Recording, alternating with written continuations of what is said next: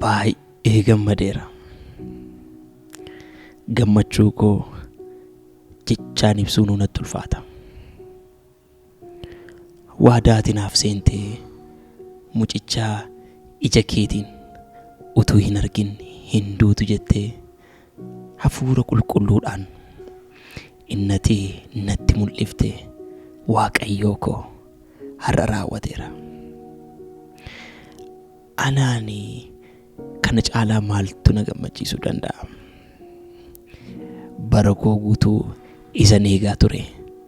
Fayyisuu keessana kaasuutti baachuu garas maaltu jira? Ana nama dadhabaa kanaa qalbii koo bantee kaayyoo keessa bara baraa hubachuu akka hin danda'u waan gooteef. Namoonni baay'een mucicha utuu ilaalanii gaafa isaan bira darban angaruu bira akkan hin dabarreef yaada koo waan argatteef galatoomi. Egaa milkaa'inni jireenya kootii isa kanadha. Kanatuun argadhee sana biratuun qaqqabee waanan jedhu kan biraa hin qabu. Isa waadaa naaf seente naaf raawwatteetta. Amma jireenya kanatti na hiiki. Kana booda si bira dhufuun barbaada. Dhufee siin fuulaa fuulatti arguudhaaf qalbiin koo qaariteetti. Xinnoo ishee kan na yaachisu waa'ee mucichaati. Gidiraa mucaan kun baachuuf jedhu, adeemsanni adeemuuf jedhu, waa'ee fayyisuutiif jedhee xoofoonni keessaa dhuguuf jedhu akkam ta'a laata? Hin hubatuu ni laata? Moo itti gaisu? Uumaa ta'uusaa hin baruu laata? Moo hin tuffatuun? Nan sodaadha. Gaafan ilaalu haati isaa fi abbaan isaa namootuma harka qalleeyyii tokkodha. Aarsaadhaaf kan isaan qabatanii dhufan illee gugee sosokkeedha. Xobbaallaa dhiyeessuu hin danda'an. Tarii hamma kana gad of deebisuunsaa namoota kanaaf hin galaafii laata? Isatu na yaachisa. Sababni isaa ani mana qulqullummaa keessaa waanan ooluu fi waan baay'ee argaan oola. Namni dacha'ee dhufa oobdichi duwwaan ta'u. Namni harka isaatti waan gaggaarii baatee dhufa. Garaansaa garuu fagoodha. Hin sagadaa, wareega baasaa, maaliif garuu akka godhu waan hubatee natti hin fakkaatu. Siin akka hin hubannee fi hawwiin garaa isaanii isaan adoocheeraan. Gab jedhee siin akka hin dhaggeeffannee fi baay'ee ko'ommataadha. Kanaafidha mucichi utuu isaan gidduu jiru kan isaan arguu hin dandeenyeef. Garuu dhaloonni bara booddee dhufu akkasiin ta'a laata? Akkasillee hin ta'u. Hojii mucaan dhalate kun hojjechuuf jedhu hamma jaalala isaa isa gadi fagoo kana yommuu hubatu gaafa yaadu jaalala isaatiin waan booji'amu natti fakkaata.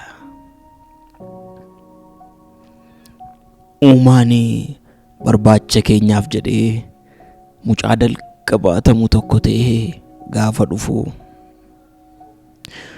utuu waan hundumaa qabu nama rakkataa namni galagalee hin ilaalle tokko gaafa ta'u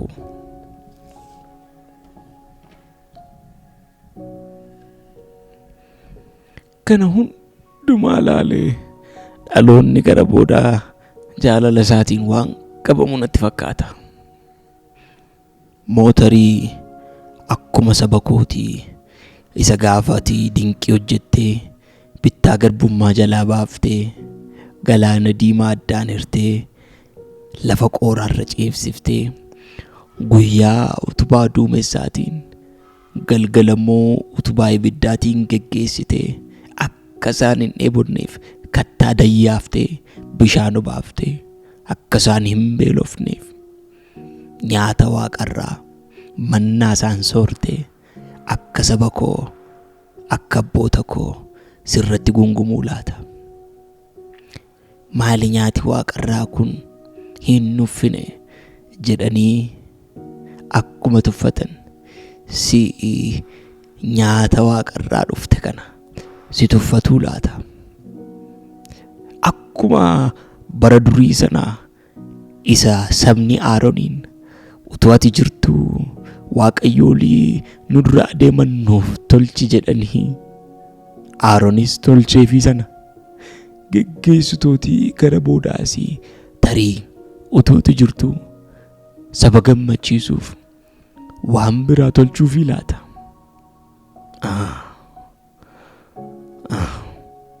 Utuu akkas ta'uu baate nan hawwa. Barbaachatii baroota keessatti dhala namaatiif goote waamichi jaalalaa ati utuu abdiin kutatin irra deddeebite ittiin ijoollee kee waamtu maal qabasa kanaan utuu raawwatee milkaa'e. Iji qalbii isaanii banamee utuu si arganii karoorri guddaan ati isaaniif qabdu maal akka ta'e utuu hubatanii immoo utuu si duukaa bu'anii ciniinnatanii obsanii faana kee utuu dhahanii silaa akkam gaariidha. Egaa inni kun hawwii kooti. Maal akka ta'uuf jiru guutummaatti hin beeku. Ani garuu fayyisuu kee ija kootiin argeera. Isan arge kana dhaloonni borii akka argu kadhannaa kooti. Garbichi kee garuu kana booda si waliin jiraachuuf gara kee nan dhufa.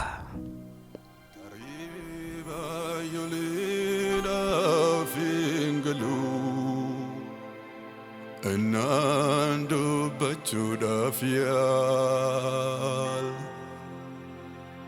Anaf garu kunar gano ndarachalu Umuri ko ndananege Vaisu ke lalu Arradu falata Motari bordufa Nanjrege Arrata iraga Vaisuki Ijakuti nargira Vaisuki Ijakoti nargera Vaisuki Ijakoti nargera